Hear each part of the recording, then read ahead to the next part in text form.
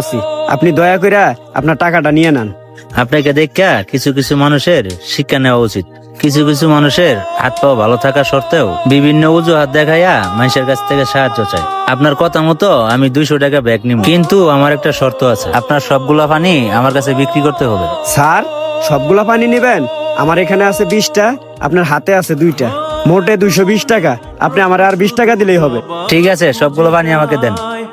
তোর ভুলেরই মাসুল তোকে গুনতে হবে, হাই দেবে না রে জবাব খুঁজে ভুলকে যখন স্যার, আমি সেই অনেকক্ষণ ধরে দাঁড়ায় আছি, আমার কিছু সাহায্য করেন। না, তোরে আমি 1 টাকাও দিব না। স্যার, ওই লোকেরা আপনি 200 টাকা দিতে চাইলেন, আমি তো গরিব মানুষ, আমারও একটিও দিতেন না? ওই লোকটারে দেখছস, একটা হাত নাই, তারপরও পরিশ্রম করে খা। ওই লোকটারে দেখছস, ওই লোকটা যদি ইচ্ছা করে প্রতিদিন ভিক্ষা কইরা থালা বইরা টাকা বাসায় নিতে পারে, কিন্তু সে এটা করে না, কারণ তার মান সম্মান আছে। তোর স্যার হাত পাও আছে, এরপরও তুই ভিক্ষা করস। এই বেড়া, ওর কাছ থেকে তোর কিছু শিকার আছে। তুই গরিব না, তুই হইলি একটা অলস। যার স্যার হাত পাও আছে ওই কোনোদিন গরিব হই রে? তোরে আমি টাকা দিব না, কিন্তু তুই যদি চাস তোরে আমি একটা কাজ দিতে পারি। স্যার, আপনি ঠিকই কইছেন, আসলে আমি অলস।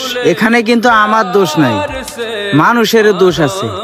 আমি যার কাছে যাই হাত পাচ্ছি সে আমারে টাকা দিছে। আপনার মতো কেউ আমারে বুঝ দেয় নাই।